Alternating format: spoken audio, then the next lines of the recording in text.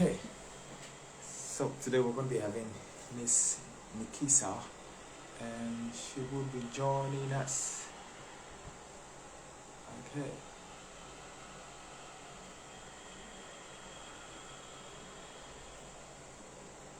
okay, okay. Thank you very much for joining us, Ma. Okay, I'm going to be having her right away, and then we will begin. Okay,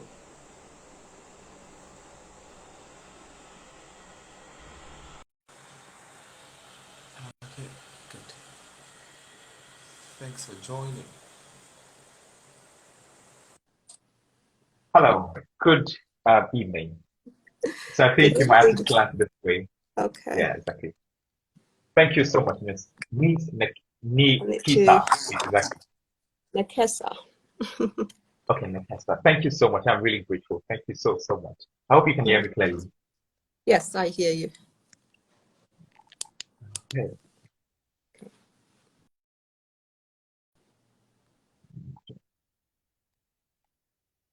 Okay, can you hear me? I can hear you. Can you hear me okay? Oh, okay, yes, I can. Yeah. Yes, please, I can hear you. Okay, so I want to thank you once again for accepting my invitation. I'm really grateful, really grateful. My Really. pleasure.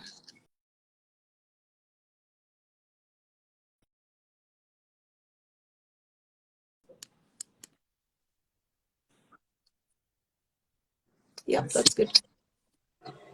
Okay, okay.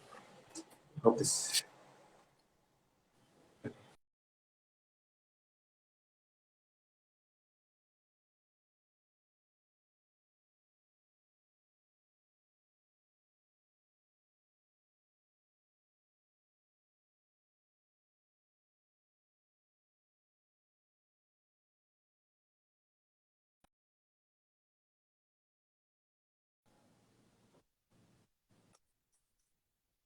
Yes, I hear you. Very good. So sorry about this. I don't know what I don't think it's my side. I don't know. Okay, so once again, I want to say thank you very much for accepting our invitation. Really grateful. Really grateful. And Miss Nikisa will be speaking on coming as a driver for Africa's success. So I went for a profile and I said, no, we needed to have this woman live on Instagram. And so, Miss Nikisa, the floor is yours right now. I'm sorry I lost you. Did you say I could just go ahead and start? Yes, please. Yes, you can. Ah, okay. Well, thank you very much for the invitation, Miracle. I know when we spoke and you asked what I might want to speak about, I said I'd want to speak about something around community just because that's a passion for me. And over my career, I've found that regardless what position I'm in, working with communities has always been key. And I've found so much value in engaging communities in the work that I do, which is why even for today and with this audience, I thought best to stick to what I know and to have a conversation around communities. Uh, and so I think the first thing that I want to share, which is really common knowledge to us, is that we live in a very digital first economy, right? And so a lot of solutions, a lot of products, a lot of services that we are consuming, we find online. In Africa, we in fact go as far as saying we're a mobile first economy. And so a lot of the products that we use, we find on our phones, whether it's how to buy our food or access to health information or educational content or financial inclusion. A lot of these tools are provided to us primarily by phone, but then definitely also using other tools as well. And so it seems to me, I think what it is, this generation that we are in right now is a very digital first generation, a very mobile first generation, at the very least, a very connected generation.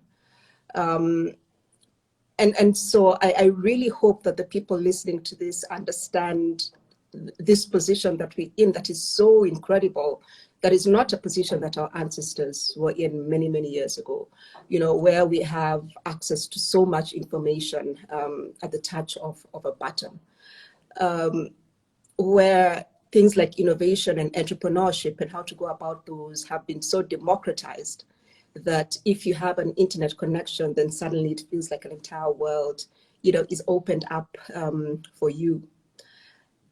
And I mean, I'll ask a series of questions, rhetoric questions that I hope the people listening to this can go back to and really think on. And so my first question is, how are you using this opportunity?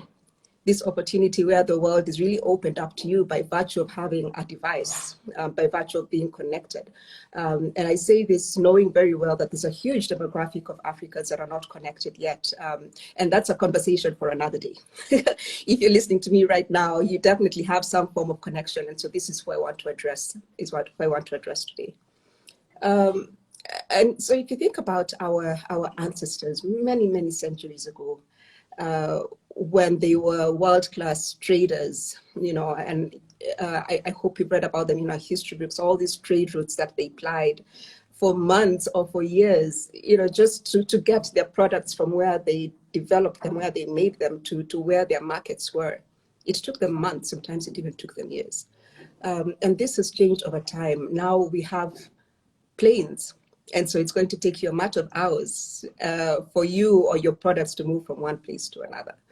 And what I find incredible with technology is that, forget about planes, now it's a matter of seconds. It's by the click of a button that you connect with someone on LinkedIn. It's by the click of a button that you connect with someone on Instagram or Facebook or whatever it is.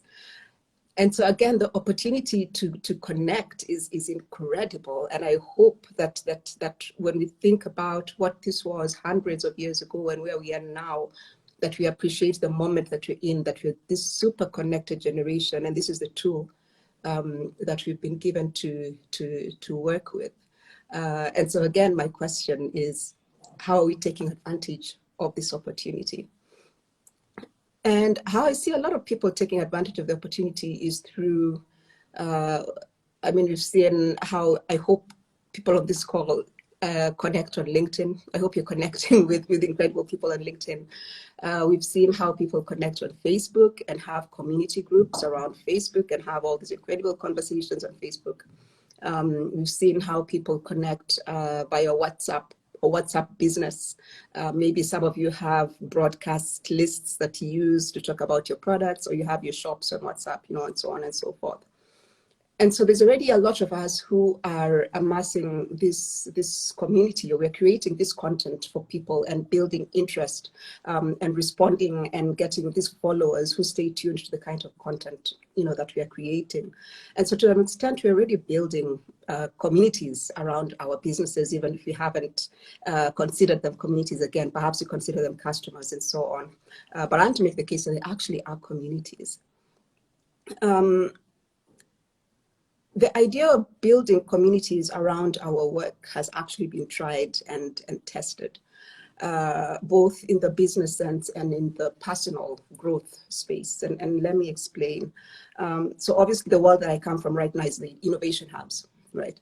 Working with AfriLabs. And a lot of our hubs, the primary thing that they have going for them is that they have a community, whether that's a community of developers, whether it's a community of entrepreneurs, whether it's a community of innovators, of researchers. Many times a community of all of those, and that's what makes it so powerful, that it's this eclectic community of people working out of the same spaces. Or think about the Continental Free Trade Area. And the promise that they're making is, if we're able to think collectively as a community of Africans, think beyond our counties, think beyond our countries, think regionally, think Pan-African, then the kinds of opportunities that there are for us with regards to trade are immense. So they too are making the case for building huge communities around the products that we sell or services. Or think about large corporates like Google and Microsoft, which now have built, they're very intentional about their presence on the continent, right? And they're hiring local skill, and they're beginning to tweak the way that they communicate to make sense to the local communities, because they too understand that regardless that ultimately what they're looking to do is push their product, that they do have to engage communities, because that really is the core of where they begin to grow their markets. And about leaders like yourselves, And I hope that you're surrounding yourselves with mentors, right?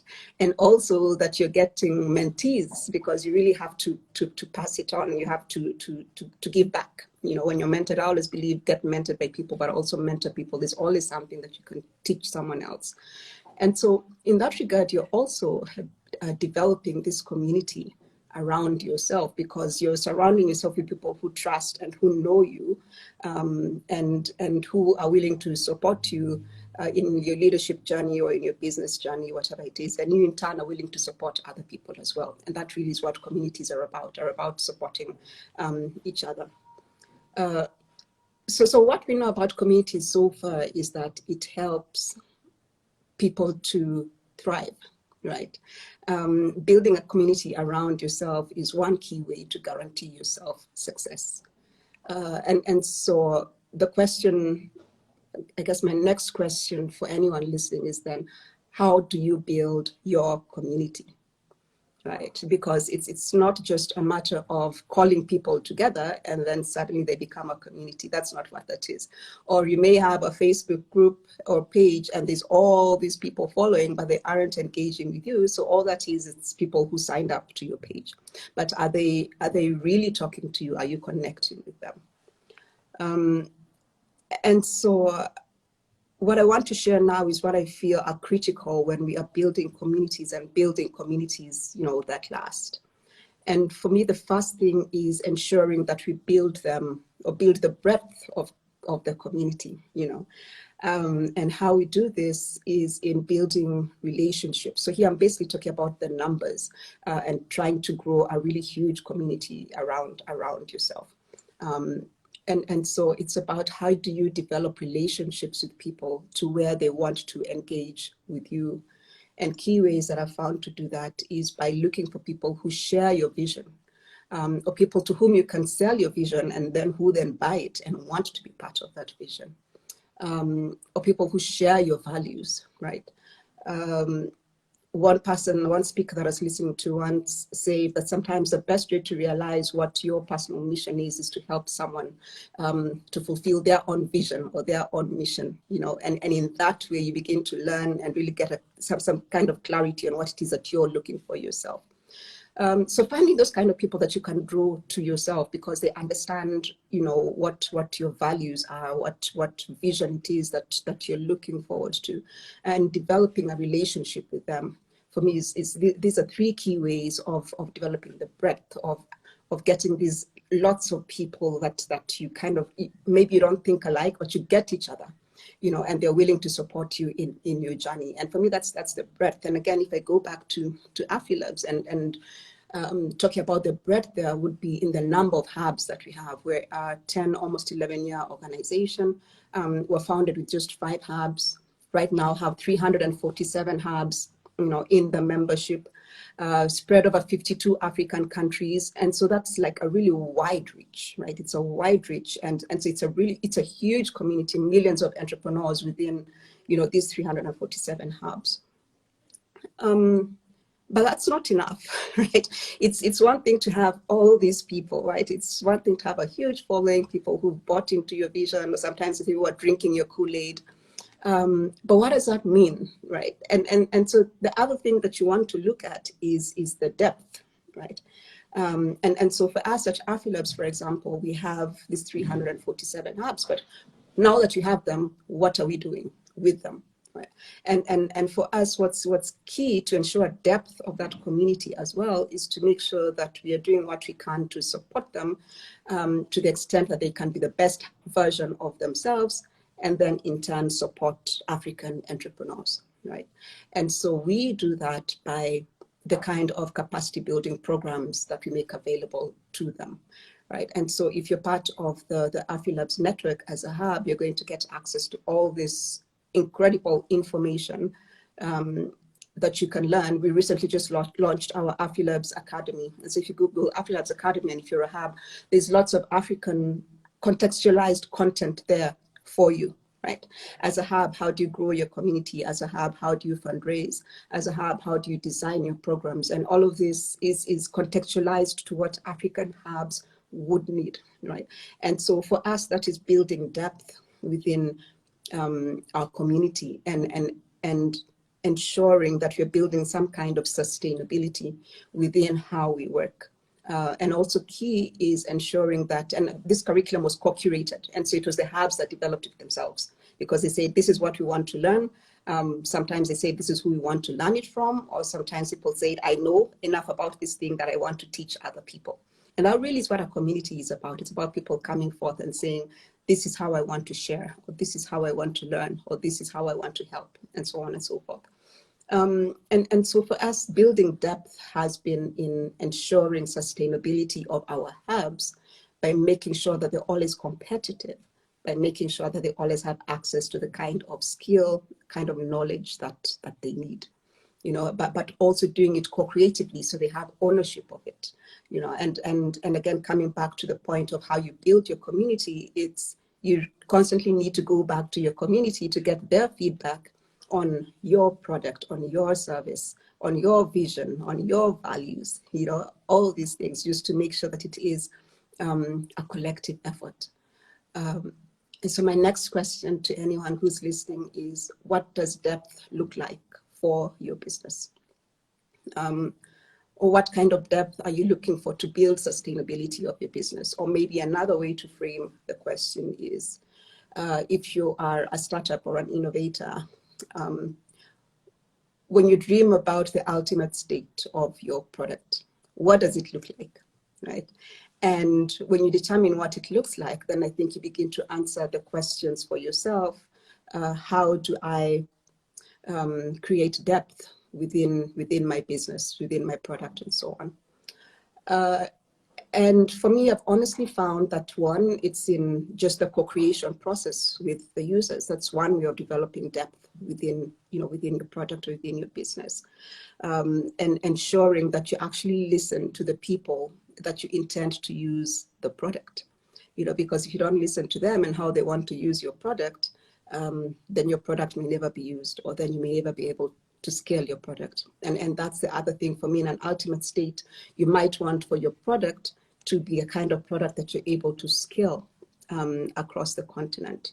I remember one time I had an investor come in many years ago. Before I worked with AfriLabs, I worked with the hub. And so I had an investor come in, and he wanted to meet some of the entrepreneurs and startups that we had in our hub. And so we had this incredible lineup of fantastic Kenyan startups and entrepreneurs, and we scheduled a whole day of him meeting them. And when it came end of those meetings at 6 p.m., I sat with him and I said, you know, did anyone interest you? I mean, how many are you going to invest in? Because he had come with the intention of investing in Kenyan startups. And he said, I can't, they were nice people to talk to. They had good products, but I can't invest in any of them because their dream is too small. No one spoke to him about how they intended to get out of the country or how they intended to get out of the region. And really, we are now living in a world where it's great to build for communities, and that really is where you should start.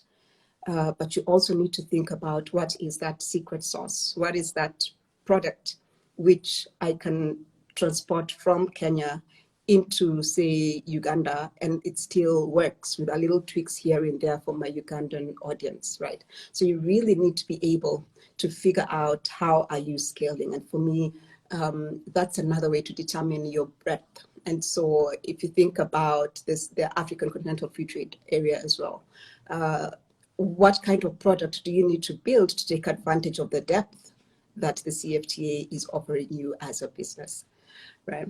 And so when we build our communities, which we know help us, because this is our market, these are the people who keep us honest in terms of our products, in terms of how we scale.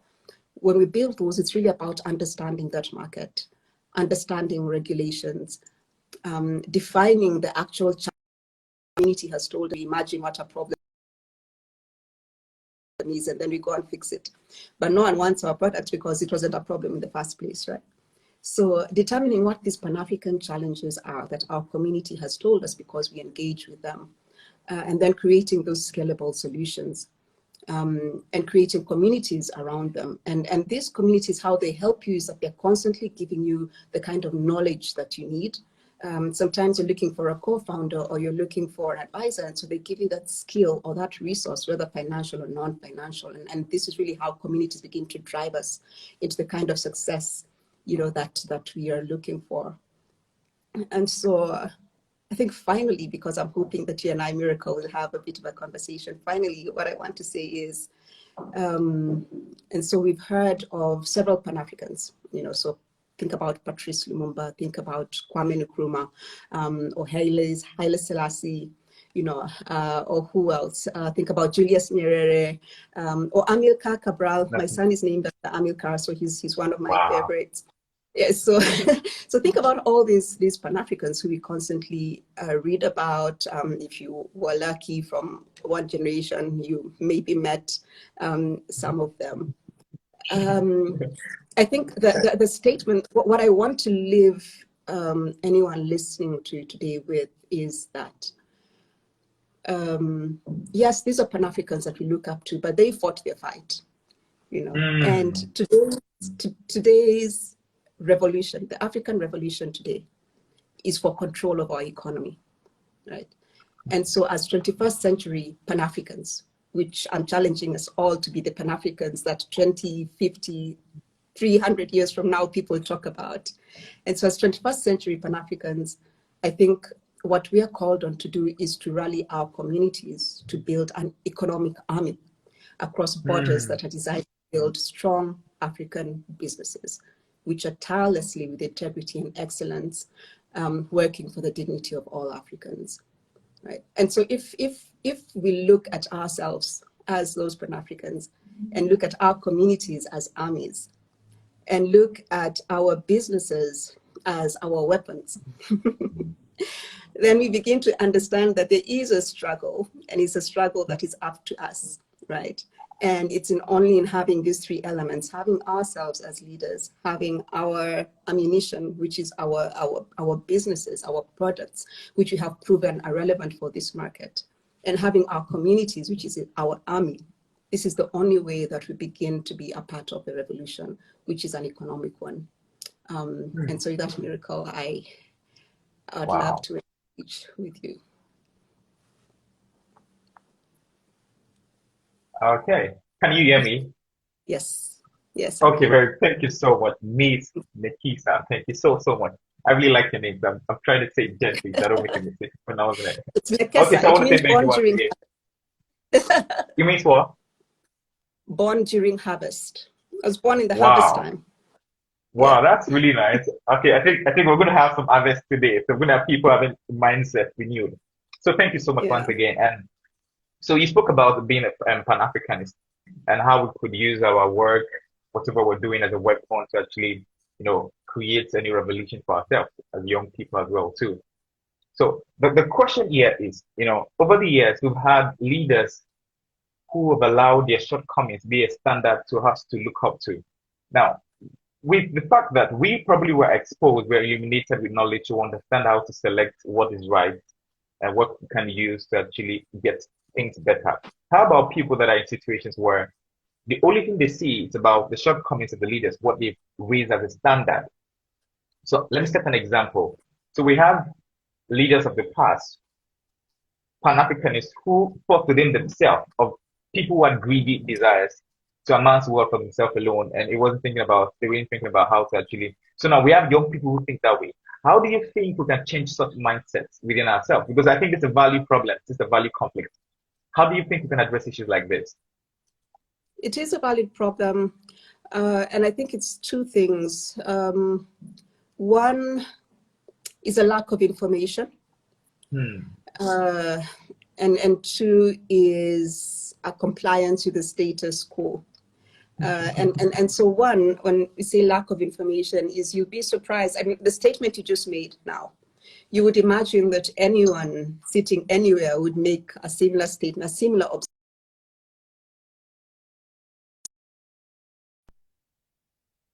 That there's people among us who do not have the privilege of knowing, listening to a leader and saying, what you just said, that's not true, because I have my evidence as well, I have my data as well, and I know that that is false. That's not always the case, you know.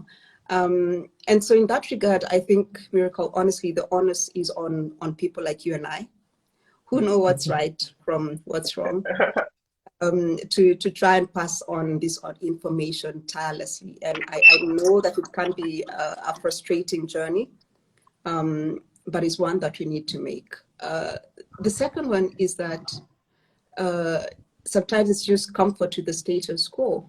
Sometimes it's just saying to yourself, Okay. this is all I deserve.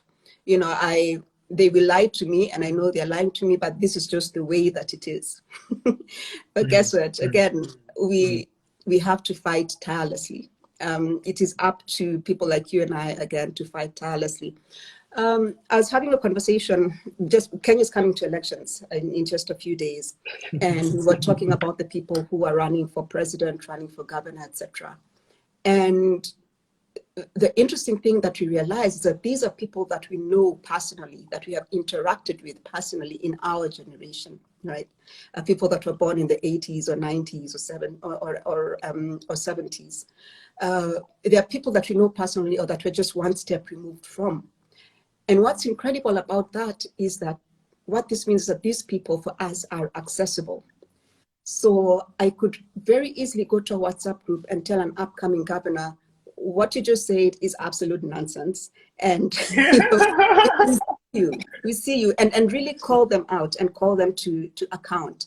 And this is the power, even without knowing it, that we hold as this generation, that we are quickly coming to where we're not saying the future belongs to the youth. We're saying that it's now, it's happening now. And so we can't continue looking for answers from other people, because guess what? Even generations that came before us are looking for answers from us, especially as innovators. We're the people with ideas. They're the people with history, and they come to us for ideas that are really needed for future generations. Wow. So when we ask these questions, Miracle, which are great questions to ask, we also need to challenge ourselves to come up with the answers. Wow. Wow. Thank you so much, really. Thank you so much. Okay, so I think there's a question I believe that a lot of young people with great ideas are actually trying to build. And I've had discussions with people. I've had discussions with young people and young people who have bright ideas. And the question is this: how do they build in a community where they don't want to look like they're trying to be deceitful with people, knowing that, okay, they see potential in them that could actually build a community, that could be the community with them. And at the same time, how do you come out genuinely letting people know that this is what you have, and I think we could work together to make it work, and at the same time, not make the other people feel like they want to be used because of what they've seen in them. You know, so how do they balance it? That's a good question. And I think different people will do it different ways. I'll tell you how I've done it. Is by always admitting that I don't know everything. When I got into the tech and innovation space over 10 years ago, I was coming from an operations background. That's what I knew how to do. I knew how to design processes, you know, whether your HR or your operations or goodness knows what it is, all the different policies that you need in your business, that kind of stuff I could do. And then I found myself in the innovation space. And I was surrounded by innovators, developers, researchers, you know, those kinds of people. And I knew that what I had, my tool of being a master, so to speak, at operations was great and it was critical. But I also knew that at the time I knew nothing about developing websites or products or tools, or, you know, I knew I wasn't a researcher. I knew I wasn't a designer. And so I couldn't go into any conversation pretending to be that, right? And even today, when I get invited to speak, I will always come from what I know. So I know communities, and that is what I will speak about. And so even if you put me on a panel that's talking about finances, or a panel that's talking about agriculture, I will sit on that panel and I'll hold my own, but I'll come at it from the perspective of what I know, which is, how do you enable, for example, your communities to help you to build fields or whatever it is that community needs to grow, as an example, right? And so for me, it's always been comfortable with the fact that I have my niche, and making sure that I hone that skill and know it well so that I become a master at it. But also being open to learning. And so right now I could, if I had to, I could build you a website. Miracle. I've learned enough that I could build you a website. I've hung out with innovators and techies enough that I could do that. I've learned enough that I could be part of a research team, right? Because I will go into these situations and I'll say, this is what I know, what do you know? And let's put it together and make something. And that really is the genesis of how you're going to build communities. And I think when you approach it from that way, even the people that you support then also feel value in being part of that collaboration, because it's exactly that, it's a collaboration. It's not a one-way street. They know that they're bringing something to the table, which is what I feel that Africans are always looking for. They're not looking for handouts. They're looking for different avenues that they can contribute to a thing. And this is why in a lot of statements that AfriLabs makes, that the AU makes, that PanAfricans make, the word dignity always comes up, because it's not about handouts. It's about how do we present situations that enable people to be in those situations and leave them in a state of dignity. And so for me, dignity is presenting opportunities for people to contribute. And so that would be my recommendation. It's okay to not know everything. Wow. And it's okay to come into a community and contribute. Wow, thank you so much, Ms. Nikita. Thank you so much. Thank you so much. So we have two questions. The first question is, two questions left. The first question is, in few words, what would you say is the importance of community to individuals, to organizations, to small-scale organizations, small-scale businesses in Africa, in rural areas? And in short form, how would you say that we could take the building of community to areas where in Africa, where tech hasn't really developed so much like that? And how can we begin little over there? So quite simply, the value of communities is that they keep you honest. You know, if you've grown a community and you've grown it well, then the people know there that they have their duty to keep you honest as well. Even if you're a leader, their duty to you as a leader is to make you the best leader that you can be. And so therefore, the role of the community is to keep you honest. About how to do it when you're not connected. You know, what's interesting about everything that I've shared today, Miracle, is that I'm drawing from what our ancestors did. So I've spoken about it with regards to innovation and technology, but really these are principles that have been held dear for many, many generations. Relationships are things that were key to us, to our generation growing up, and to many generations before us. It was relationships, and that's why we had, you know, stuff like age groups. That you really needed to build a relationship within your age group, you know, whether it was boys only, whether it was girls only, whether it was the elders. There were these groupings where it was really intentional that they came together and they built relationships. Whether it was having events within the community, those events are really focused on bringing people together to build relationships, right? Within those communities, when they began to interact, whether within the age groups or with other communities that bordered them, what was key for them is, do we share the same vision for this land? Do we share the same vision for our communities? And so therefore we should collaborate on this thing that we're collaborating on. Do we have the same values? And if we don't have the same values, then they were going to keep their distance from other communities that didn't have the same values as they did, whether those values were religious based or not, right? When you think about sustainability, think about how they did it before innovation and technology. They did it by understanding when they should grow maize and when they should grow wheat and when they should leave the land. These are all elements of sustainability, because they knew what to do to ensure that their communities always had food to eat. They knew what seasons, they knew what trees to plant where, they knew what trees should never be touched because they enabled richness in the soil, and they knew what trees they could cut down for their wood, right? When you think about co-creation, I don't think anything ever happened in our villages without people coming together to build it together. You know, so everything that I've spoken about, all these principles I've spoken about today, Miracle, I really learned them from my mother and my grandmother and those before, because these are the things that they did even before they got WhatsApp. you know, and the things that they did even before we learned about mobile apps. My short answer to your question is these principles hold true whether or not we are talking about innovation and technology. I think been key for Africans for centuries is to keep relationships, shared values, shared vision, co-creation, and sustainability as key to everything that they did. Wow. Wow. Thank you so much. Thank you so much, Miss Nikisa. Thank you so much. So the last question is this, before let Miss Nikisa leave, is I read your profile and a lot of people were, wow, man, she's so powerful. She did a lot, she's done a lot and all, but people were so happy and that, yeah. And in your experience so far in life, what is that thing you want a young person who's watching this and someone who's going to watch this? What advice would you want to give to them that is pressing in your heart? You want every young African to actually get to know this. Start. If you have an idea, start. Whether start means DM Nekesa after this, do that. Whether start means Google what it would take to begin that business, start.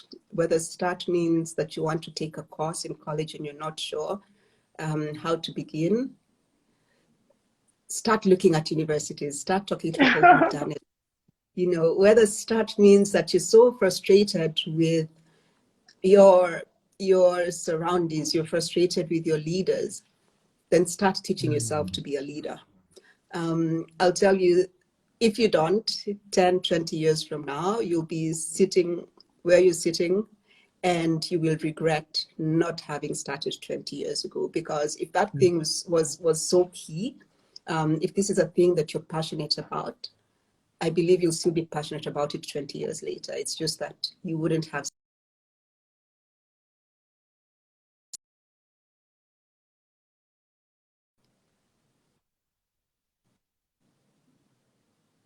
Nakisa, and okay, so I want to give an opportunity for people who want to ask questions. If you have any questions, you can ask now before letting me Nakisa leave right now. And I want to say thank you very much for this. And you said something I want to say it again. You said if you are tired of seeing bad leaders, start being a good leader. So the word is start. Thank you so much. Thank you so much. So any question before we let Ms. Nakisa leave? Thank you very much for joining us. Thank you very much for joining us. And I think we don't have any questions for now. Okay. So you can get in touch with Ms. Nakisa and she has great content and I'm really proud to actually come to know her. So the opportunity for those who are actually joining us now and those who watch it now, you can also as well know her. And yeah, I think that's it. So I don't think we have any questions right now. So thank you so much, ma'am. Thank you so much. I'm really grateful. You're welcome. It's been my honor to spend this time with you, Miracle. Thank you. Thank you for having me. Okay. Bye. Yeah.